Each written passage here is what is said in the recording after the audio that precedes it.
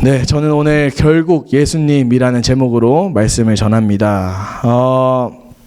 오늘 이 말씀은요, 우리가 너무나도 잘 알듯이 씨 뿌리는 자의 비유입니다. 4가지 마음밭이 나오고 거기에 이 씨가 뿌려졌을 때 어떻게 되는지가 나옵니다. 너무나도 잘 아는 말씀인데 예수님께서 오늘 이 말씀을 비유로 설명하셨다는 것입니다. 여러분, 비유라는 것은 어떤 것인가요? 국어 공부하셨나요, 여기서? 여기 플러싱에서 잘하신 분들 국어 공부하시나요? 저는 한국에서 국어 공부했는데도 잘 모르거든요. 국어 문법 잘 모릅니다. 너무 놀아가지고 비유법이라고 알죠? 비유법. 비유법이 저는 이렇게 어떤 어려운 내용들을 좀 더 쉽게 풀어주기 위한 것이다. 저는 그렇게 알고 있고 그렇게 배워왔습니다. 그런데 여러분, 이 비유라는 것은요, 영어로 뭐라 그러죠? parable이라고 하는데요. 이 parable의 이 어원을 보면은 그 페라와 발렌이라는 말이 합쳐진 거예요. 헬라어거든요. 파라볼레이거든요. 파라볼레. 원어는 파라볼레입니다. 이 파라볼레가 어떤 뜻이 있냐 하면 진리를 정면으로 설명하는 대신에 그 옆에 이야기를 툭 던져놓다라는 의미가 있습니다. 그러니까 이 말을 이렇게 정면으로 이게 이런 거야 라고 직설적으로 말하는 대신 그 옆에 뭔가 툭 던져놓음으로 이것을 설명하는 것이 바로 파라볼레라는 것이죠. 예수님께서 이 말씀을 하시니까요, 10절 말씀을 보면은 제자들이 묻습니다. 제자들이 예수께 나와 이르되 어찌하여 그들에게 비유로 말씀하시나이까. 그러니까 제자들도 이해가 안 되는 거예요. 하나님, 이 천국에 대한 말씀, 이 비유를 왜 이렇게 어렵게 비유로 설명하십니까? 그냥 직설적으로 얘기하시면 되지 않습니까? 라고 물어보신 것이죠. 그랬더니 11절과 13절 말씀을 보시면요, 예수님께서 이렇게 말씀하시는데요. 우리 같이 읽어보겠습니다. 시작. 대답하여 이르시되 천국의 비밀을 아는 것이 너희에게는 허락되었으나 그들에게는 아니 되었. 그러므로 내가 그들에게 비유로 말하는 것은 그들이 보아도 보지 못하며 들어도 듣지 못하며 깨닫지 못함이니라. 아멘. 그러니까 예수님이 이렇게 하신 이유가 분명하게 나오죠. 천국은 아무에게나 그냥 값싸게 주어지는 것이 아니라는 거예요. 그렇게 막 그냥 소비되는 것이 아니에요. 마음이 열린 자에게 허락된 것이 바로 이 천국이라는 것을 예수님이 말하고 있다는 거예요. 그러니까 귀 있는 자, 그러니까 너에게 들을 마음이 있는 자, 너네가 정말 이 말씀을 받아들일 준비가 되어 있는 자들은 이해될 거라는 것을 오늘 말하고 있다는 거예요. 그러니까 오늘 우리가 읽은 이 말씀은요, 단순히 어떤 씨를 뿌렸을 때 어떤 돌밭이 잘 되냐, 어떤 농사에 대한 이야기를 하는 것도 아니고, 우리가 얼마나 열심히 살아야 되는가에 대한 이야기를 하는 것도 아닙니다. 우리가 얼마나 엉망인지, 내가 얼마나 보잘것없는 존재인지에 대해서 오늘 다시 한번 예수님이 짚고 넘어가고 있다는 거예요. 먼저 첫 번째 포인트를 우리 한번 보겠습니다. 같이 읽어볼까요? 시작. 우리는 누구인가? 오늘 이 말씀이 하고자 하는 얘기 첫 번째는 바로 우리는 누구인가입니다. 우리는요, 여러분, 누구입니까? 우리의 마음의 상태는 어떻습니까? 나는 어떤 존재입니까? 여러분, 솔직히 한번 말해봅시다. 우리는 흔히 이번에 내가 잘해서 좋은 밭이 돼야지, 이 말씀을 읽으면서 이렇게 생각할 수 있습니다. 이 4가지 밭의 비유, 이 4가지 밭에 대해서 이야기하면 내 상태가 이렇지, 내가 좀 더 노력해야겠다, 내가 말씀 좀 더 읽어야겠다, 내가 기도 좀 더 해서 좋은 밭이 돼야겠다라고 생각하는 사람들이 있다는 것입니다. 그런데 여러분, 로마서 3장 10절 말씀을 한번 볼까요? 같이 한번 읽어보겠습니다. 시작. 기록된 바 의인은 없나니 하나도 없으며 깨닫는 자도 없고 하나님을 찾는 자도 없고. 아멘. 여러분, 우리는 어떤 존재라는 것입니까? 의인이 아니라는 것입니다. 우리는 죄인이라는 거예요. 성경은 분명하게 말하고 있습니다. 의인은 없는데 한 사람도 없다는 것입니다. 저도 그렇고 담임 목사님도 그렇고 우리 교회의 어떤 분도 의인은 없다는 것입니다. 우리 교회뿐만 아니라 이 세계에 유명하다고 말하는 그 목회자들도 단 한 사람도 의인은 없다는 것입니다. 우리는 다 한 명도 빠짐없이 죄인이라는 것을 성경이 짚고 있습니다. 우리는요, 태어날 때부터 옥토로 태어나지 않습니다. 그러니까 좋은 밭, 굿소일로 우리는 태어나지 않는다는 것입니다. 우리의 마음 상태는요, 절대 옥토가 될 수 없습니다. 우리의 본래 상태는 오늘 본문에 나오는 이 3가지 밭에 해당됩니다. 먼저 첫 번째 밭인데요, 우리가 이 3가지 밭을 살펴보겠습니다. 첫 번째는 길가밭입니다. 이 길가밭은 무감각과 자기 확신에 찌들어 있는 밭을 말합니다. 그러니까 내 마음이 마치 길가에 있는 밭과 같다라는 것이죠. 길가밭은요, 흙이 없는 상태를 이야기하는 것은 아닙니다. 이 길가밭은 사람들이 너무 많이 밟고 다녀서 마치 딱딱하게 굳어버린 땅, 그것을 바로 길가밭이라고 합니다. 사람들은요, 이런 사람들이, 이 길가밭에 있는 사람들은 말씀을 듣기는 듣습니다. 말씀을 못 듣는 것이 아니에요. 그런데 마음이 완악해져 있다는 것입니다. 완악이라는 단어가 뭔지 모를까 봐 영어로 썼습니다. 네, 완악해졌다는 것입니다. 마음에 살이 쪄가지고 아무 감각이 없는 거예요. 저도 살이 쪘지만 감각은 있습니다, 여러분. 그러나 저 그런 거 들은 적 있어요. 살 많이 찐 사람들은 이렇게 칼 찔려도 이렇게 조금 덜 생명이 있고 이런 거 들었는데, 그것 때문에 저는 찌우는 게 아닙니다. 어쨌든 살찌워서 마음에 막 살이 쪄가지고 이렇게 찔러도 무감각해지고 좀 더뎌지는 그런 상태를 말하고 있다는 것입니다. 여러분, 여기서 이 길가밭에서 가장 무서운 건 뭐냐면 자기 확신입니다. 나는 이 정도도 괜찮아 하는 거 말입니다. 내가 이 정도 신앙생활하면 괜찮지. 내가 이 정도 주일에 한번 나와서 이렇게 예배 드리는 거, 이 정도만 해도 충분하지 라고 생각하는 것, 그것이 바로 자기 확신입니다. 나는 괜찮아. 나는 이 정도면 괜찮아. 내가 신앙생활 좀 안 해도 내가 이 정도 돈 벌어놨으니까 나는 괜찮아. 나는 이 정도 직장 가지고 있으니까 괜찮아 라고 자기 확신에 빠져서 사는 사람들이 위험하고 무서운 사람들이라는 것입니다. 여러분, 예수님은요, 분명하게 말씀하십니다.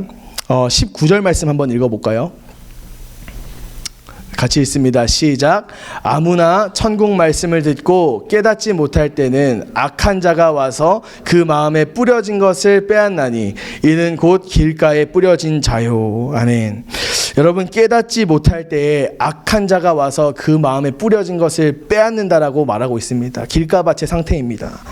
여기서 깨닫지 못했다라는 건 여러분, 지능의 문제를 이야기하는 것이 아닙니다. 내가 멍청해서, 내가 조금 이해력이 딸려서 그런 걸 말하는 것이 아니라는 거예요. 여기서 이 깨닫지 못했다라는 건 내 영혼이 내일 죽을 수도 있는데 그 심각함을 모르는 것을 말하고 있습니다. 여러분, 우리는 오늘 살고 내일 당연히 눈 뜬다고 생각하시면 안 됩니다. 내일 내가 눈을 뜰 수 있을지 없을지, 여러분, 우리는 그걸 확신할 수 없다는 것입니다. 왜 그렇습니까? 하나님은 도적같이 온다고, 그날이 도적같이 올 것이라고 성경은 말하고 있습니다. 내일 우리에게 하루가 주어진다면 여러분, 그것은 반드시 하나님의 선물이라는 것입니다. 그렇기 때문에 우리에게 내일이 주어집니까? 그럼 우리는 내일 하나님을 더 사랑해야 됩니다. 아멘. 여러분, 그런 사람들이 있습니다. 내일 반드시 와. 그러니까 미래를 계획하고, 야, 내일은 이렇게, 오늘은 이것보다 더 치열하게, 우선순위가 뭔지 모르고 그렇게 살아가는 사람들을 보고 길가밭이라고 하는 것입니다. 여러분의 상태는 어디에 있습니까? 그렇게 굳어진 마음에는요, 여러분, 말씀이 들어가도, 이 말씀에 씨가 뿌려져도 그냥 머물다가 간다는 것입니다. 두 번째는 돌밭입니다. 돌밭은요, 감정은 있지만 생명은 없는 상태를 말합니다. 흙이 얇게 덮여져 있어서 이 씨가 떨어지면 금방 싹이 올라옵니다. 그런데 여러분, 이 밭 밑에는요, 그 당시 그 팔레스타인, 그러니까 그 지역의 밭은 밑에 그 돌이 있습니다. 석회암이 있고 그 위에 이렇게 흙이 뿌려져 있는 상태예요. 그래서 이 씨가 뿌려졌을 때 뿌리는 내리지만 그것이 막혀버린다는 것입니다. 우리가 수영에 가서, 우리 중고등부 애들 보면 특히 막 수영에 가서 눈물 콧물 막 다 빼고, 얘네 진짜 대박 났다 막 이런 순간들이 있습니다. 그런데 여러분, 그게 그 리트리트 하이라는 것이 있죠. 리트리트 하이. 한 3개월 딱 지나면은 다 조용합니다. 아멘 막 크게 하다가, 그 수련회 끝나고 그 다음 주에는 아멘 막 크게 하다가 한 3개월 지나면은 아멘 하면 막 이래. 그런 것들. 그러니까 내가 수양회 때 진짜 하나님 만났다고 생각하고, 막 다 뜨거워, 나는 좋아, 막 그 당시에는 내가 뭐든 할 수 있을 것 같지만, 이 돌가밭에 뿌려진 인생은 주님밖에 없다고 고백은 했지만 그렇게 살지 못한다는 것입니다. 그 삶의 현장에서 그렇게 살아내지 못하는 사람들을 바로 돌밭이라고 이야기합니다. 이 돌밭에 뿌려진 씨는요, 나에게 고난이 오고 나에게 어려움이 닥치면 바로 시들시들해지는 것이 특징입니다. 예수님은요, 여러분 이 말씀에서 20절과 21절 말씀 한번 볼까요? 같이 읽어보겠습니다. 시작. 돌밭에 뿌려졌다는 것은 말씀을 듣고 즉시 기쁨으로 받되 그 손에 뿌리가 없어 잠시 견디다가 말씀으로 말미암아 환난이나 박해가 일어날 때에는 곧 넘어지는 자요. 아멘. 곧 넘어지는 자입니다. 오늘 성경이 넘어진다라는 표현을 했습니다. 헬라어로 여러분 스칸달리조마이라고 합니다. 이 스칸달리조마이의 이 단어에서 파생된 단어가 스캔들입니다. 스캔들. 이 단어의 원래 뜻은요, 덫에 걸려서 정체가 드러났다라는 것입니다. 정체가 드러난 것을 보고 이 넘어지다의 원어적인 표현이 뜻이 그렇습니다. 덫에 걸려서 정체가 드러나다. 그러니까 내 인생에 말씀이 있다고 생각합니다. 내 인생에 그 뜨거움이 있다고 생각합니다. 내 인생에 하나님이 살아계시다고 고백하고 주님밖에 없다고 말하지만 결국 결정적인 타이밍, 내 인생에 어려움이 닥쳤을 때, 내가 도저히 넘을 수 없을 것 같은 벽이 닥쳤을 때 여러분 정체가 드러나는 것입니다. 아, 내 씨에는 뿌리가 없었구나. 내가 붙들고 있다고 생각했던 거에는 그 튼튼한 뿌리가 나에게 없었구나 라는 것이 드러난다는 것입니다. 여러분 처음부터 없었던 뿌리가 드러난 거예요. 이들은요, 여러분 믿었다가 실패한 사람입니다. 감정은 있지만 처음부터 생명력은 없었던 거예요. 세 번째, 가시떨기 밭입니다. 가시떨기 밭, 하나님과 세상에 불가능한 동거라고 제가 이름 붙였는데요. 가장 무서운 밭 중에 하나가 바로 이 가시떨기 밭이라고 할 수 있겠습니다. 이 밭에는요, 여러분 말씀도 있습니다. 예배도 드립니다. 싹도 납니다. 겉보기에는 멀쩡한 신앙입니다. 그런데 여러분 예수님은 아주 무서운 표현을 하십니다. 우리 말씀 볼까요? 22절 말씀인데요. 같이 읽습니다. 시작. 가시떨기에 뿌려졌다는 것은 말씀을 들으나 세상의 염려와 재물의 유혹에 말씀이 막혀 결실하지 못하는 자요. 아멘. 겉보기에는 여러분 멀쩡한 신앙인이지만 예수님은 아주 무서운 표현을 하시죠. 세상의 염려와 재물의 유혹에 말씀이 막혀 있다라는 것입니다. 여기서 막혀 있다는 헬라어 이 심프니고라는 말에는요, 단순히 방해받았다라는 정도의 의미가 아니라 완전히 목을 졸라서 질식시킨다라는 뜻이 있습니다. 무섭죠, 여러분? 질식시키다, 목을 조르다라는 표현이 있습니다. 생각만 해도 잔인하지 않습니까? 누군가의 목을 조른다는 상상, 여러분 영화에서나 봤지? 전 해본 적이 없습니다. 전 진짜 해본 적이 없어요. 여러분, 목을 조르고 질식시킨다. 여러분, 무엇이 나를 목을 조르고 질식시킵니까? 하나님 외에 재물과 하나님 외에 내가 우선순위로 뒀던 그것들이 나의 영적인 상태를 질식시키고 목을 조르기 시작한다는 것입니다. 그것이 바로 오늘 가시떨기 밭에 뿌려진 위험한 동거입니다. 세상의 염려, 돈에 대한 욕심, 성공에 대한 집착, 여러분 이것은 말씀을 몰아대진 않습니다. 대신 말씀의 숨통을 서서히 조여온다는 것입니다. 우리의 인생을 서서히 조여온다는 거예요. 여러분 이것은 어떤 격이냐면 어떤 거냐면 내 마음속에 한 방, 가장 중요한 방에 하나님이 계시겠죠. 당연히 내가 하나님 믿는다고 했으니까 하나님 계시겠죠. 그런데 여러분 이 마음 한켠에 또 누가 있는 것입니까? 내가 중요하게 생각했던 그것이 공존하고 있다는 것입니다. 그것이 계속해서 자리를 잡고 더 커지고 더 커지고 더 커져서 결국에는 말씀이 있을 공간을 없애버리는 것, 내 마음속에서 하나님이 계실 공간을 지워버리는 것, 그것이 바로 오늘 가시떨기 밭이라는 것입니다. 여러분 성경은 분명하게 이야기하고 있습니다. 히브리서 13장 5절 말씀에 보면은 돈을 사랑하는 것이 일만하게 뿌리가 된다라고 이야기합니다. 돈이 잘못된 것이 아니라 재물이 잘못된 것이 아니라 그 재물을 하나님보다 더 사랑하기 시작할 때 그것이 위험한 동거가 시작된다는 것입니다. 자, 그렇다면 여러분 소망이 아예 없는 것일까요? 우리의 인생이 만약에 좋은 밭이 아니라 우리가 정말 길가밭, 돌밭, 가시떨기밭 중에 하나라면 우리의 인생엔 정말 소망이 없을까요? 우리는 여러분 평생 길가나 돌밭, 가시떨기밭에 그렇게 살다가 죽어야 되는 걸까요? 여러분 여기서 우리는 먼저 인정하면서 가야 된다는 것입니다. 포인트 두 번째를 보면요, 제가 이렇게 제목 지었습니다. 좋은 밭은 어떻게 된다고요? 만들어지는 것입니다. 좋은 밭은 만들어집니다. 여러분 밭은 스스로를 경작할 수 없다는 것을 기억하시기 바랍니다. 밭이 막 스스로 오늘 4월 됐으니까 내가 밭 한번 엎어볼까 하면서 농부가 아무도 없는데 내가 알아서 막 이렇게 없는 스마트 팜인가 이게? 그런 밭은 아직 없습니다. 여러분, 그렇게 할 수 없다는 것입니다. 그러니까 좋은 밭은 만들어진다는 거예요. 밭은요, 스스로 가시를 뽑아낼 수 없습니다. 밭은 스스로 돌멩이를 걸을 수 없습니다. 밭은 스스로 양분을 주입할 수 없습니다. 밭은 누군가에 의해서 만들어져야 된다는 것입니다. 밭이 혼자의 힘으로 묵은 땅을 갈아엎는 것을 누구도 본 사람이 없겠죠. 그래서 여러분, 옥토, 이 좋은 밭은요, 만들어지는 거예요. 누군가에 이렇게 태어나는 것이 아니라, 그렇게 태어나는 것이 아니라 만들어져야 된다는 것입니다. 그렇다면 여러분, 이 농부는요, 딱딱한 밭을 어떻게 옥토로 만듭니까? 여러분, 농사의 현장을 보신 적이 있으십니까? 저희 할머니 할아버지는 벼농사도 지으시고 이렇게 밭도 엄청 많이 있으셨는데, 그 밭에 제가 한 번도 도와드린 적은 제대로 없습니다. 너무 부끄럽지만 도와드린 적은 없어요. 그러나 뭐 다 봤죠.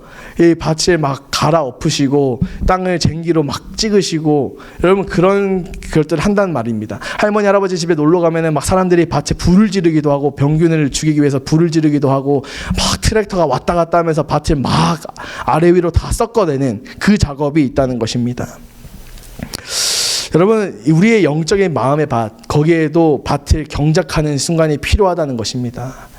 그렇다면 여러분, 하나님께서는 어떻게 우리에게 그런 경작하는 역할을 우리에게 허락하실까요?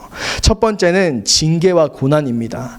하나님의 쟁기질, 하나님의 밭을 경작하시는 방법, 바로 징계와 고난이라는 것입니다. 여러분, 어떤 사람들은 이렇게 느낄 수도 있습니다. 내 인생이 요즘 너무 꼬여있다. 내 인생이 너무 막막하다. 내 인생에 너무 답이 없다. 앞으로 어떻게 해야 될까? 다른 내 친구들은 너무 잘 나가고, 내 친구들 스펙 너무 좋고, 내 친구들은 가진 게 많고, 집안이 서포트 다 해주는데 나는 왜 이럴까? 라는 생각을 하시는 분들이 계실 수도 있겠습니다. 여러분, 그런데 여러분, 우리는 그때 어떻게 생각해야 할까요? 하나님이 나를 버렸나? 이렇게 생각해야 되겠습니까? 하나님이 정말 살아계신가? 이런 의심을 시작해야 되겠습니까? 아니라는 것입니다. 왜 하나님이 나에게 이런 것을 허락하셨을까? 하나님이 나를 도대체 얼마나 크게 쓰시려고 이렇게까지 사랑하시나? 여러분, 제가 고등학교 때 학비가 너무 비쌌어요. 저는 이제 대안학교 국제학교를 다녔는데요. 학비가 너무 비쌌어요. 제 선배, 한 학년 선배는 졸업식을 못했어요. 학비를 못 내가지고. 졸업장은 받았지만 졸업식에는 참석하지 못한 거예요. 저는 학비를 못 냈다고 행정실에서 통보를 여러 번 받았던 적이 있어요.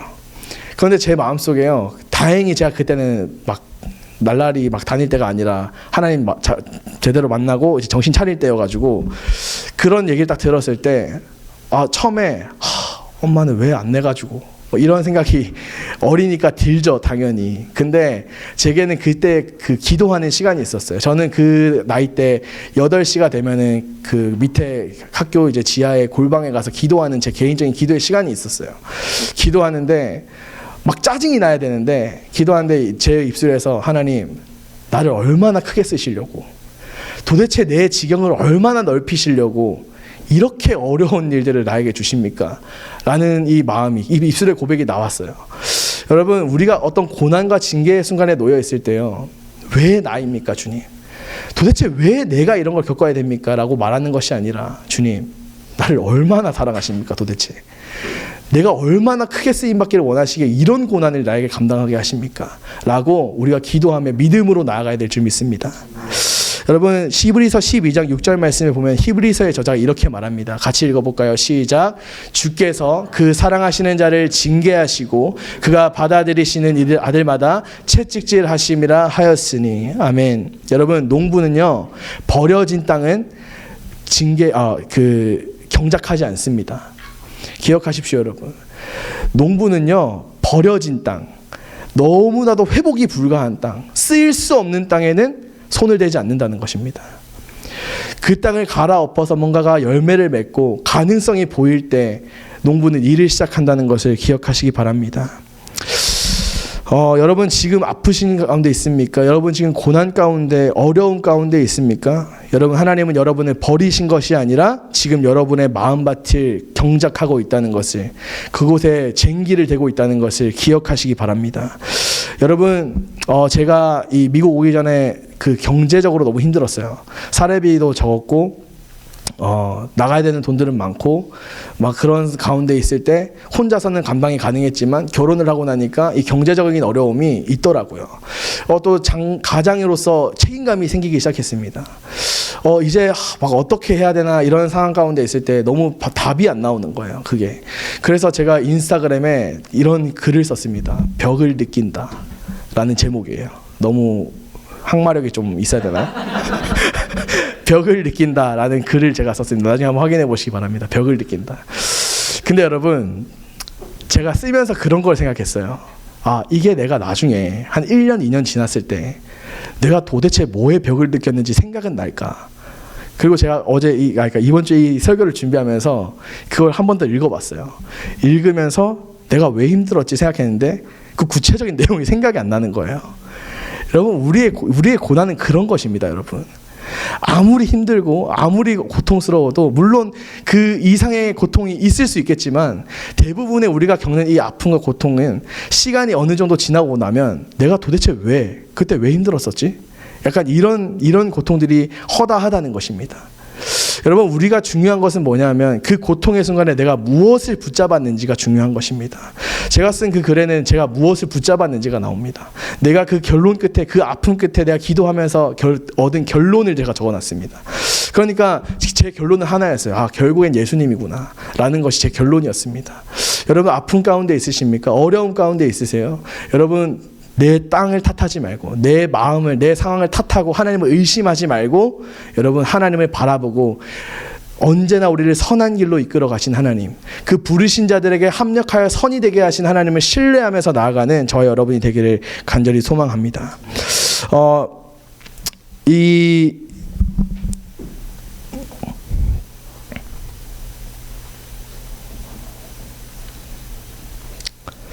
네, 그렇다면 여러분, 하나님이 이렇게 우리의 삶을 갈아엎으실 때, 하나님 우리의 마음밭에 쟁기질을 하시고 경작하실 때, 여러분, 우리는 아무것도 안 하고 가만히 있으면 될까요? 어떻게 생각하십니까? 하나님이 다 아시기 때문에, 하나님은 전지하시고 전능하시잖아요. 그럼 여러분, 우리는 그냥 가만히 있으면 되겠습니까? 그렇지 않다는 것입니다. 여러분, 우리는 이때 바친 우리가 할 수 있는 일을 해야 됩니다. 여러분, 우리가 할 수 있는 최선을 할 때 하나님께서 최고로 움직이신다는 것을 기억하시기 바랍니다. 여러분, 하나님께서 우리에게 요구하시는, 우리가 할 수 있는 그 일 중에 하나는 무엇이냐면 바로 기도입니다. 기도는요, 여러분, 밭을 가는 행위입니다. 흔히 기도를 여러분, 사람들은, 이 믿지 않는 사람들은 기도를 뭐라고 하냐면 소원을 비는 도구로 이해하죠. 내가 원하는 것들을 비나이다 하면은 하나님께서 이렇게 다 주시고 다 채워주시고 하는 그런 용도로 생각하기 쉽습니다. 그러나 여러분, 기도라는 것은 그런 것이 아닙니다. 오늘 본문 앞에서 기도는 전혀 다른 의미를 가집니다. 기도는 하나님, 저는 가시밭입니다. 제 힘으로는 이 아픔과 이 고통의 시간들을 끊어낼 수가 없습니다라고 고백하는 것이 바로 기도의 시간이라는 것입니다. 여러분, 고난 앞에서 우리가 뭘 할 수 있습니까? 내가 할 수 없는 그 벽 앞에서 내가 무엇을 할 수 있습니까? 우리가 정말 큰 고난 앞에서는요, 내가 너무 무기력해 보이고 내가 정말 할 수 있는 것이 없어서 내가 너무 힘이 빠질 때가 있다는 것입니다. 그러나 여러분, 그럴 때 우리가 정말 할 수 있는 것은 기도라는 것입니다. 여러분, 기도하시기 바랍니다.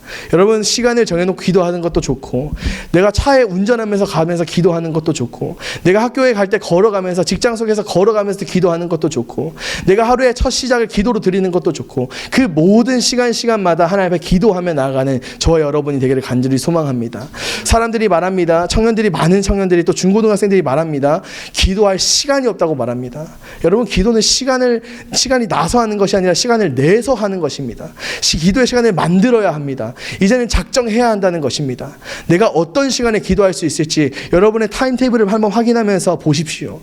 내가 이 시간에는 기도할 수 있겠네.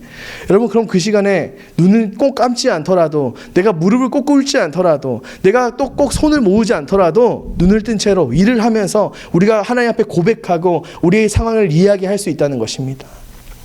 여러분, 기도에겐 능력이 있습니다. 아멘. 기도에는 밭을 경작할 능력이 있다는 것입니다.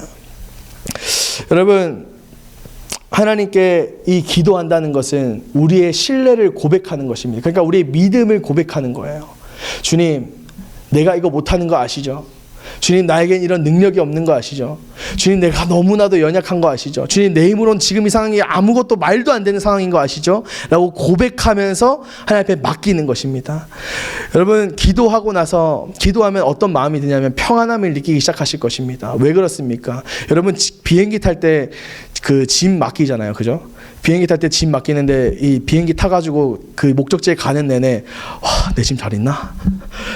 내 짐 떨어지는 거 아니야? 내 짐 잃어버리는 거 아니야? 여러분, 그런 상상하시는 분 간혹 있을 수 있겠습니다만 저는 그러지 않습니다.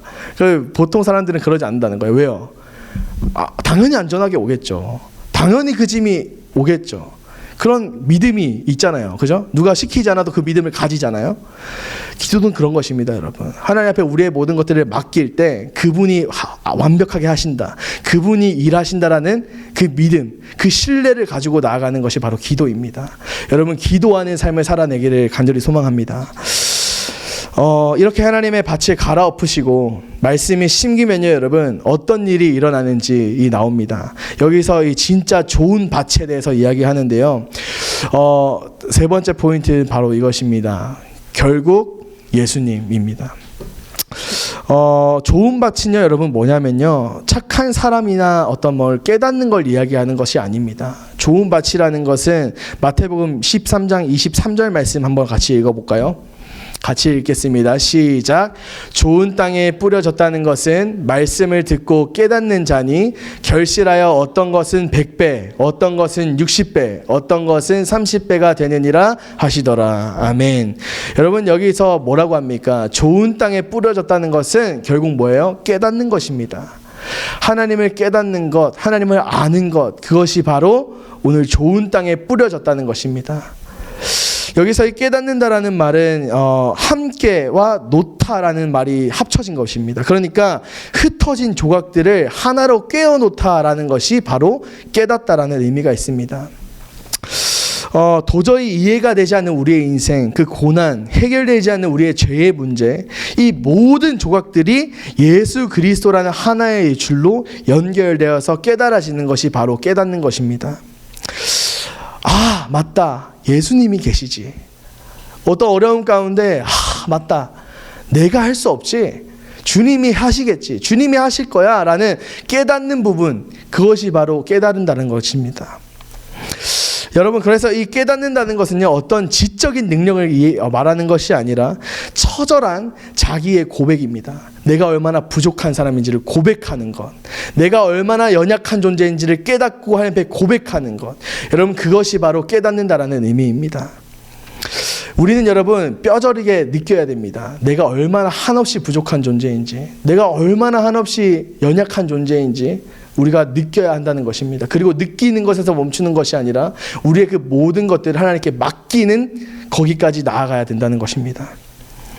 여러분, 이렇게 깨닫는 자에게는요, 반드시 열매가 맺힌다라고 성경은 말하고 있습니다. 그런데 여러분, 이 열매라는 건 무엇입니까? 세상의 성공을 의미하는 것이 아니고, 이 성경에서 말하는 열매라는 건 내가 어떤 업적을 이루는 것이 아니고, 이 열매라는 건 내게 어떤 것이 채워지는 것을 말하는 것이 아니라, 이 열매라는 것은요, 예수님이 100배, 60배, 30배의 열매를 말씀해요. 이거는 대박이나 성공이 아니라 열매를 맺는다는 단어는 존재의 변화를 말합니다.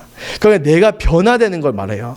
어떤 변화입니까? 내가 이전에는 고난 속에 있을 때 너무나도 불안하고 내 통장 잔고를 계속 확인해야 되고 내가 지금 내 상태가 어떤지 계속해서 체크업해야 되고, 여러분, 그런 불안 가운데 살았다면 이제는 내가 고난 가운데 있을지라도 하나님이 내 안에 계시기 때문에 내가 평안함을 느끼고 내가 믿는 구석이 생기고 이제는 하나님 앞에 하나님이 하실 거라는 확신이 가지고 나아가는 것, 여러분, 그것이 바로 존재의 변화입니다. 여러분, 좋은 밭에 뿌려졌다는 것은 내가 어떤 좋은 것들을 받는다라는 것을 의미하는 것이 아닙니다. 어떤 교회들 이 기복신앙을 얘기하는, 기도하면 복받는다, 어떤 신앙생활하면 복받는다, 꽃길을 걷는다, 여러분, 이런 거 말고, 그런 단순한 거 말고, 그건 1차원적인 거 말고요, 여러분, 내 마음의 평안함, 이 어려움 가운데 있는데 내가 이렇게 평안할 수 있다고, 이 무서운 상황 속에 있는데 내가 이렇게 괜찮을 수 있다고? 왜지? 예수님이 계시기 때문이구나. 내 안에 말씀에 대한 확신이 있구나. 부르신 하나님을 사랑하는 자, 그 뜻대로 부르심을 받은 자들에게는 모든 것이 합력하여 선이 된다는 그 말씀에 내가 그 말씀 내가 확신하는구나 라는 어떤 그런 존재의 변화가 일어난다는 것입니다. 상황이 풀리지 않을 때에도 하나님을 바라보고 하나님께 맡기고 그렇게 담대하게 나아갈 수 있는 상태. 여러분, 그것이 바로 존재의 변화라는 것입니다. 여러분이 지금 고난 중에도 예배의 자리를 지키고 있다면 실패 속에서도 하나님을 원망하는 대신에 이 예배의 자리에 나와서 하나님께 기도하고 하나님께 모든 것을 맡기고 감사로 이 모든 상황들을 변화시키고 있다면 여러분은 이미 30배, 60배, 100배의 열매를 맺어가는 중이라는 것을 기억하시기 바랍니다. 말씀을 맺겠습니다. 오늘 이 비유는요, 우리에게 너 노력해 라고 말하는 것이 아닙니다. 야, 너가 지금 가시밭길이니까, 너가 지금 길가밭이니까, 너가 돌밭이니까 너 더 노력해, 너 그 정도로 안 돼 라고 지금 말하는 것이 아닙니다. 너 하나님 기뻐하게 하시려면 이거 해야 돼. 너 청년부 찬양팀 해야 돼. 너 곧 있을 예배 찬양팀 섬겨야 돼. 뭐 이런 걸 이야기하는 것이 아닙니다. 오늘 이 말씀은 뭘 얘기하십니까? 아, 나에겐 소망이 없구나. 내 인생엔 정말 소망이 없구나. 나란 인간은 정말 안 될 인간이구나. 그래서 결국 예수님이 필요하구나. 여러분, 그것을 오늘 말씀이 이야기하고 있다는 것입니다. 여러분, 예수님께서 오늘 우리의 마음속에 십자가라는 쟁기로 우리의 마음을 경작하실 것입니다. 말씀의 씨가 뿌려질 때 정말 우리가 예수님을 그 사랑하는 마음으로 나아갈 때 그분이 우리가 그분에게 신뢰의 고백을 드릴 때 그분 안에서, 예수 그리스도 안에서 우리가 성령의 열매, 그 정말 성품, 그 좋은 성품과 좋은 열매들을 맺어갈 것입니다. 우리의 마음 가운데 있는 그 우리의 이 상황 속에 있는 고난과 이 어려움과 역경 가운데에서도 평안할 수 있는 마음과 그 하나님을 신뢰할 수 있는 믿음이 우리 안에 생겨날 것이라는 것입니다. 여러분, 하나님은 우리 인생을 언제나 가장 선한 결론으로 이끄십니다. 아멘. 이 세상은 계속해서 말할 수 있습니다. 야, 교회 다니면 뭐 되냐? 교회 다니면 네 인생이 바뀌냐? 교회 다니면 이게 해결되냐? 여러분, 세상은 물어볼 수 있습니다. 반문할 수 있습니다. 그러나 여러분, 우리는 담대하게 대답할 수 있어야 됩니다. 바뀌던데? 괜찮던데? 제 친구들이 저한테 예수님 믿고 나니까 야, 미쳤냐고. 갑자기 왜 계속 예수 얘기하냐고. 예수쟁이야. 막 그런 얘기할 때 너무 신나는 거예요. 막 애들이 막 놀리고 조롱하고, 와, 야, 예수쟁이 같다, 예수쟁이 막 이러는데, 오케이. 인정받은 거잖아요. 여러분, 세상에게 인정받으십시오. 내가, 쟤는 진짜 예수님 믿네.